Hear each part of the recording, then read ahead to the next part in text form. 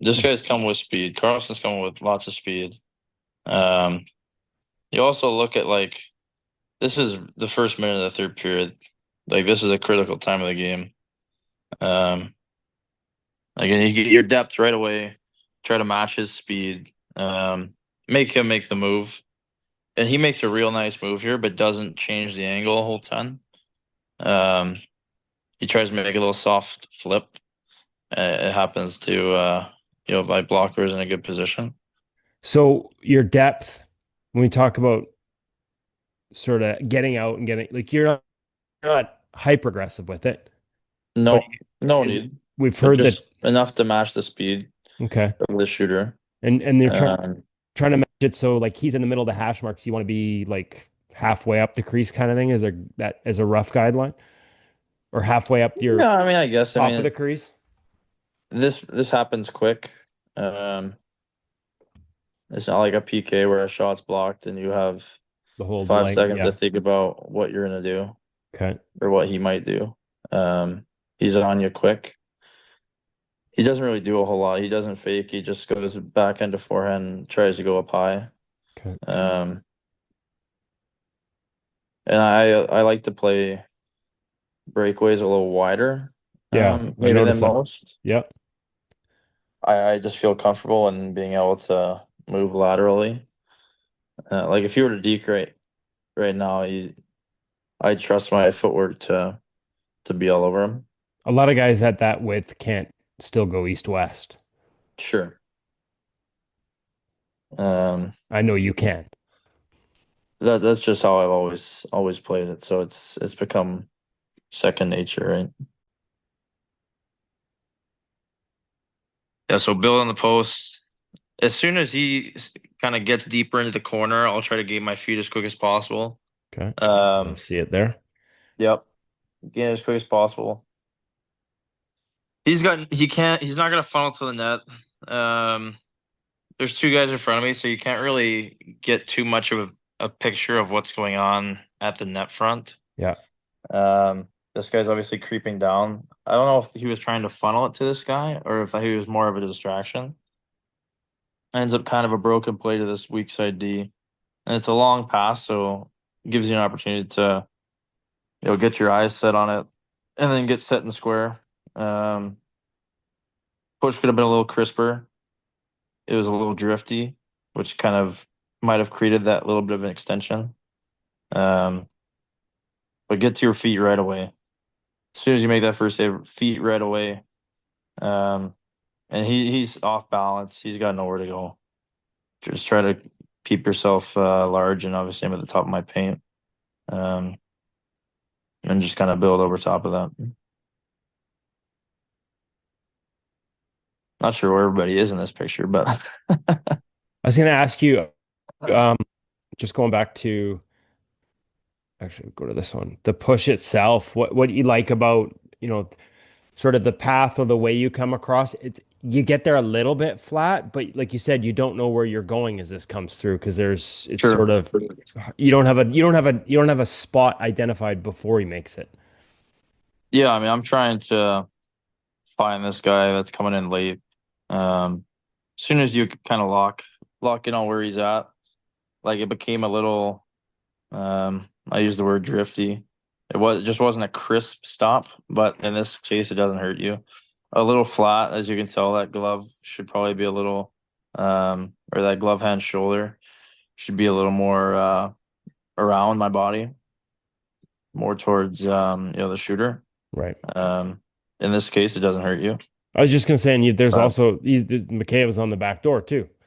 correct. I mean, at the same time, though, you can't really worry about that. Like if that puck ends up on the back door, your D man is responsible for that. So at the same time, you want to know you have everything covered, but you can't focus on everything at the same time. Okay. The recovery, decision to get back up to your feet, is that just like, is there any thought to staying down in this, or is it because it's heading that far out, it's automatic to get back to the feet? Yeah, it's automatic. I mean, the puck could be, 5 feet in front of me, and that's my first thought is to get up. At least you can build. As soon as you get to your feet, you start your stance all over, and then you can track down again. Um, if you stay on your knees here, you're just kind of sitting in no man's land, and like if he goes high and you're on your knees, you're kind of screwed. But if you're on your feet and he goes on your knees, you can shift up into it, right? Yeah. Um, it just gives you more options to choose from. Just another scenario of a broken play. Okay. Like this guy is trying to like just a cluster. This guy's trying to go into the middle to Thompson, and Paterka, I think it's Paterka, happened to just be sitting on the backside. Yeah. Um, you always try to when you're in zone, you always try to scan, like just have an idea of where all five guys are at. Like three guys are in the picture here. There's a D man at the blue line, so if you can't see him on one side of the ice, the fifth guy's got to be on the backside somewhere. Okay. Um, and I don't know if you rewind it a little bit, if we I can can. kind of see where Oops. Sorry. Yeah, I can. where he comes from. Like Paterka's at the top right now. He ends up with the puck. He just kind of sat over there. Yeah. And I'm Uh, guessing we lost you in screen, but I'm willing to bet because I watched enough film. You probably took a look over your shoulder when that puck was on the wall. yeah, I don't know if I took one in this scenario. I mean, that's the goal is you want to try to take a peek if you can. Um, granted, again, kind of a broken play. Hits off our D man stick and ends up right on the other guy's tape. Um, so basically, it comes down to you're tracking down as soon as this puck it's right in front of me. At this point, you can kind of see, um, like okay, this guy's on the backside. He's ready to hit it. So that's where the desperation and extension comes from. And then he's close enough where you just want to project that glove as far forward as you can. He hit a bad angle, but as soon as if you can get your glove over top of that as quick as possible and push it as close to the puck as you can, he's gonna have little option to go anywhere with it. I was gonna say you've built the coverage above the pad, but the reality is if you were to draw a line from that puck to the bar, like there's not with that glove Yeah, stuck up, there's not much there. you got to have a nice wedge shot in there, but um, yeah, he's too close. He's falling. He's off balance. It's a cluster from both of us in this scenario. So you just try to project your glove forward as possible, and um, that one worked out. You can see it here too. I was gonna say like you're just walk me through the mechanic. Like I said, it gets desperation at the end, but there's rotation in there. Like if you just push straight across here, Yeah, you're screwed. No, yeah, it comes back to holding your feet too. okay, Like I'm low in this scenario when it starts. yeah, Um, I trust myself being low and wide to move fluidly. And as soon as the puck gets there, that guy's on the backside. Um, thankfully he flubs it, and my glove's just in a good projected position to come towards him. okay. Um, and he just happens to hit the mitt. Well, you say with the holding your edges, but like there's that allows you to get. We see that lead side, like there's rotation there. There's Yeah. that. I don't know what phrase you would use in terms of like, is it a C cut that you're using to guide that? That's what I mean in terms of not just a push. Like without that rotation, you don't get back to the post to cut this angle off. Yeah, I mean it starts with your head. Yeah. As soon as that puck comes, closer to me, you're tracking down. And as you're tracking down, that's going to create that rotation. Um, like I could have rotated even more. You can take an extra split second to get there and still be fine. Um, in this case, you opt for desperation because that's just what happens sometimes. And Yeah. but yeah, the rotation is critical. Once again, the biggest thing you're identifying is the sticks and which the shooter is going to be. Like the one timers, where are my one timers? How much time do I have to move over if the guy's going to be there? Where are my defensemen covering, and what are they giving up? I think in this play, our D man does a really good job of kind of squeezing towards the middle to kind of make sure that he doesn't have a carry bunch of speed and get through it and create a breakaway. They do a really good job of that. But then they also understand hey, they're gonna kind of go at him to make it seem like they're pressuring him. into like a further out shot, but then go away. And I think DeMelo's going to go away and take the one timer really well and going to let me really focus in on Kadri here in about 1 second. I believe he's going to start to drift off and take away him, and then I know it's a shot I can lock on. I can take a little bit of extra depth and not worry about that threat of the one timer back door. And then just an easy track and trusting your reactions, trusting your feet, and once again is just being patient and making sure that puck is at least like once again like we're going to watch it here. And I think I don't react until the puck is about definitely off the stick blade. Nothing's moving. Now I'm starting to move right there. And that's what we like to see in our video. That's one of the biggest things we see, and we know we're on our game or off our game with our goalie coach in Winnipeg that we really look at is making sure that we're not moving too early and really staying patient on our feet and reading the release for as long as we can. That depth there on this type of play, if your D play it different, does that change anything? If those guys are further in the zone attacking the net, do you have to back off, or is this you like where you're at there, especially because it's the middle of the ice is a dangerous spot? I think this game is my third game of the year or second game of the year. And I think the start of the season, I was a little bit more aggressive actually on these plays. And if you look later in the year, Flats actually reeled me in and got me a little bit more in my crease, a little bit deeper and trusting my reaction and just touching my net coverage a little bit more. As you can see as the year went on, I mean, nothing crazy. Like we're still taking depth and being aggressive. But in this scenario, I think I would have been a little bit no more past my middle of my feet on the top of the crease there in that scenario. Okay. Perfect. So I think that's an adjustment we made throughout the year, just because it would be a harder push to get to the guy for the one timer. I know DeMelo does a really good job of using the stick and deferring that pass, and I understand that. I see that, and I make the adjustment to have a little more depth, not back in, and to hold there.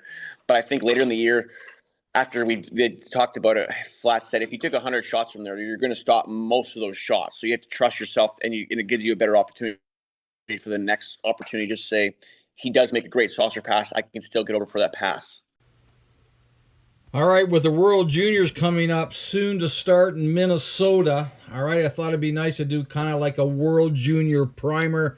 And today we're going to take a look at Carter George, who's trying out for Team Canada. There's going to be 4 saves in here that I'm going to get into with a little bit of detail, not as much because there's 4 of them, but consider this a little bit of a primer for the tournament. And through Christmas time and into January, this will be all World Junior clips. So let's start. First clip for Carter is going to be an entry. How do you play entries? You need max depth right now. When you see Carter come into the screen, what do you see? Down set, ready to receive, and he's got all kinds of depth, right, with his feet outside the crease. This is really good. Now, what are you reading? All right, so we've gained max depth. We're on the angle. That stuff's good. You have to read what your defenseman is taking away. And by the position of the defenseman, it's reasonable to assume that he's staying up in the ice and he's going to take away the east-west pass to the left-hand shot right wing. All right, so if that's your read, that means you can be more aggressive than passive. You can have slight sink, but you can basically hold, okay? Your decision is you can hold here, and this basically becomes a clear shot. You hold on angle, make your save. Really good. Makes a nice right pad save.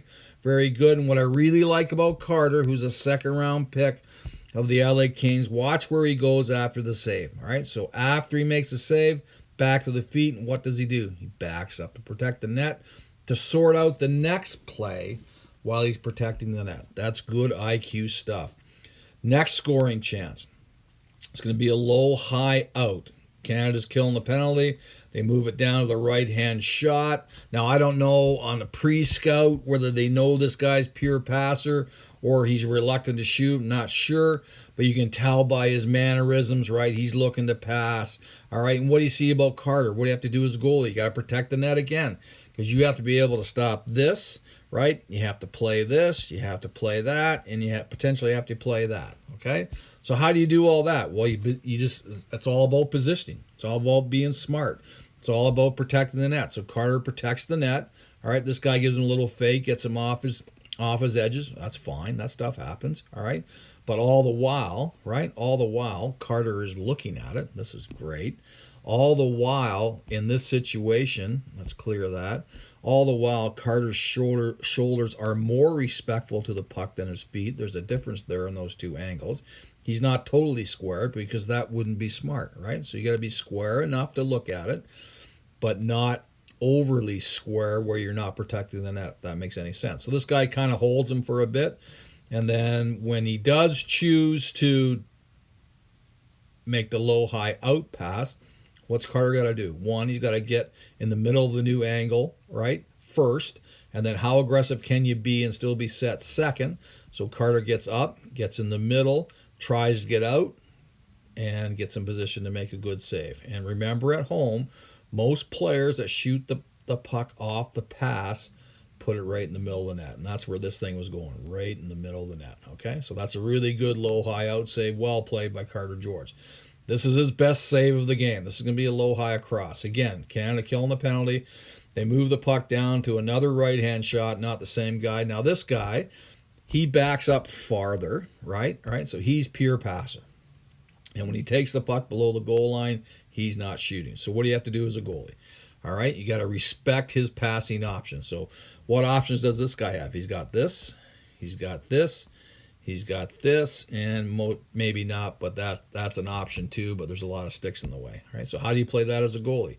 You can see Carter, right? Again, high IQ guy. That's why he's a second round pick. His shoulders are turned a bit, but his feet are flatter. Okay, when we watch his feet here, I want you to watch his left foot here. All right, so when I back this up, as the player backs up, what does Carter do with his left foot? He gets it flatter. Now, why would he do that? Because the player with the puck, right? He's pure passer. He's the number of east-west options, which is across the middle of the net. He's got a lot of options the other side of that line. So you get your feet flat. Your shoulders are turned a bit, but not totally square. And then the player's going to choose the low option. All right, good save. Now what goes into the save? All right, so what do you do on low, high, across? First, it's middle first, and then out. That's your route, okay?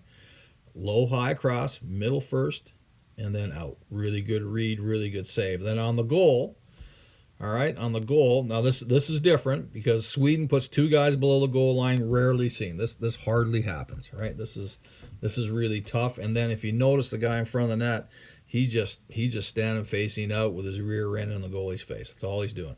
So all these two players behind the net, all they do, they're gonna play catch, right?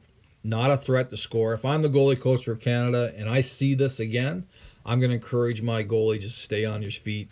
It's going to be easier and just follow the pass with his head, right? Just follow the pass. So let's go back to here. On this pass here, you want to snap your head around, get your eyes on the puck. Carter does that. This guy one touches it back. You see how late Carter is. Not his fault. But he tries to snap his head. But you can see how he's kind of getting a little discombobulated. This is really hard, all right? So there's a one-touch pass. This guy holds it, moves it quickly out to the top. Carter gets out on his feet. He's got to deal with the screen. And they're trying to get the goalie to overmove to set up this play, the one-timer. And they do. So Carter, right, he's got to look around the screen. All right. Pass doesn't beat the eyes. He's on this. All right. His route is good. Back towards, right? How do you play east-west passes? Back towards the post. I prefer guys to have their skate in front of the post. Carter does. All right. Carter does get his skate in front of the post. But this play is just too good, and it beats the goalie. All right, this is really well executed by Sweden. And you see on the replay how close it was. Okay, so when this guy unloads, see where Carter is, but he's got a good push coming.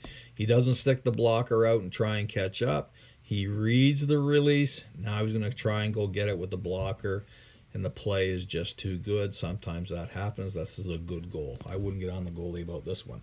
So that's your Carter George primer for the World Junior Championships coming up from Minnesota, St. Paul, Minnesota in the United States.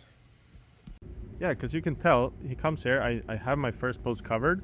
Yeah. First thing I do is always, you don't move your body as much. You just move your eyes and your head here. Yeah. So you see, I'm still connected on the right post. So you hold short side. Yeah. Because I know now I see. It's easy for me to see if he's gonna pass here on the left side, and if he would go back where I'm not looking towards my blocker side, I know it's covered, and I can just go into a blocking position there. So I'm just staying here looking, catching the edge a little bit. I see he's coming back. Here, he's coming back because he gets pressure from our D. I know I got everything covered here. Here I find the puck again. And then, as I said, usually there's always sticks from these or anything. So I would say 80% of the shots, if they're under pressure, is always on the ice. You just cover, just keep it tight here on the ice. And then you see, I don't do a big motion here from the post here. You see, I pretty much just lower down my left leg and just shift into my body here. And here I just square out, it hits me, and goes in the corner. So the secret is So the secret is here, this motion here. So you come down. This is the big important thing for me. It starts moving. You just move your eyes, so you know you got it covered if it goes back. Because you can see a few goals like this where goal is pushed over and they just go back, and you don't know the passes happen behind you, and they just score in an open net. So you know you got it covered if it goes back here. yeah, you've got time if it goes to your left. And you got time because you see the puck and Right. and you know this is where I'm going. And if he goes the other way, you've got coverage. I got it covered. So even if you stuff it there, or if someone's trying to do a short, quick one on me, you're there. Okay, so the middle of the net, about halfway because we do this when you start going back and Well, forth. you see here. So here I know I'm not like an owl, so I can't turn my head more, and Yeah. that's kind of when you know you kind of see if it's gonna pass here or not. And as I said, otherwise you know it's covered, and so here's when you turn your head, get a little bit of a blind spot here. Here you catch it again, and we're having a pretty good rule here with the D2. They have him on each side right. of the post to help us out with it too.